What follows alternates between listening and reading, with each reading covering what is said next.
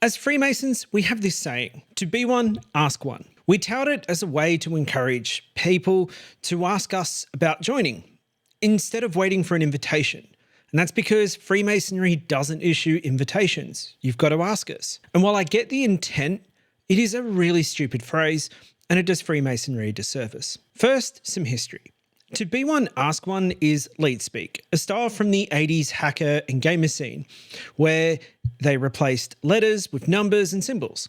And it was a way for the tech elite to show off their skills. Then in the late 90s and early 2000s, marketers started using it to seem hip and appeal to young tech-savvy people. It's no mystery why we Freemasons latched onto it. Freemasonry is always 20, 30 years behind on tech trends. We're slow to adopt new things and even slower to change them. But did anyone stop to think about how this actually comes across? Now picture this. You're a young, eager goalkeeper. You've been playing soccer since you were 6 and you take it very seriously. One day, the coach of the national team visits your club, and after the match, he meets with some of the promising young players, including you. So this is a big chance to learn from the best. So you take your shot and you ask him, what advice can you give me to improve as a goalkeeper? Now, you're hoping for some nugget of wisdom, some small technical tip that could take your game to the next level. His response was, don't let any goals in. Wow. Thanks, coach. What a letdown.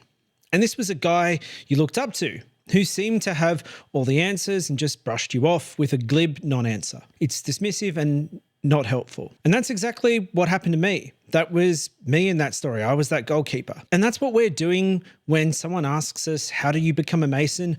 And we smugly reply, to be one, ask one. Well, you might as well just be saying to them, figure it out yourself. The longer you're a Mason, the more our jargon and catchphrases start to seem normal. But to outsiders, it's confusing and off-putting. Effective communication means making sure everyone can understand you, not just the insiders. Remember, clear always beats clever. Think about someone telling a smart joke and then have to explain it. If they had just said it simply, most of the time it would have been funny. So being clever often backfires. Steve Jobs was a master at communication.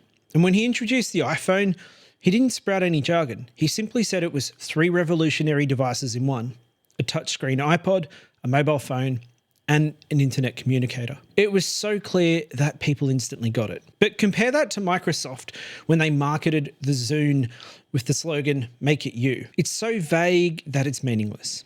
Meanwhile, Apple's slogan for the iPod was simply 10,000 songs in your pocket. Which one makes you want to buy an MP3 player? And to be one, ask one reeks of trying too hard to be clever. It comes across as dismissive and arrogant, which is the opposite of what Freemasonry stands for. These days, lots of men are joining Masonic Facebook groups and asking how to join. The irony is they're doing exactly what we told them.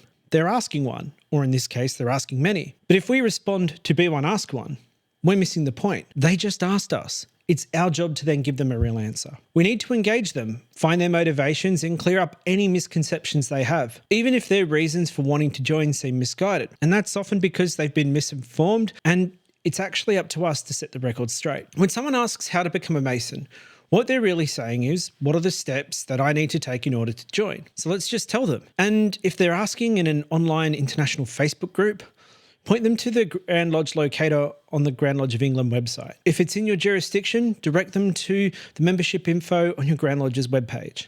And if they're in your local area, offer to connect them with the secretary or the district inspector or the nearest lodge. It's really that simple. Engage with them, find out their story, offer them clear guidance. That's how we show what Masonry is about, through our actions. The whole to be one, ask one nonsense needs to go. If you want a new motto to replace it, try this. Let me help you. Because really, isn't that what Masonry is all about? Being good men who help each other and help the world. So let's ditch these silly slogans and this jargon. Let's be genuinely helpful, and we'll attract men who'll be a credit to the craft.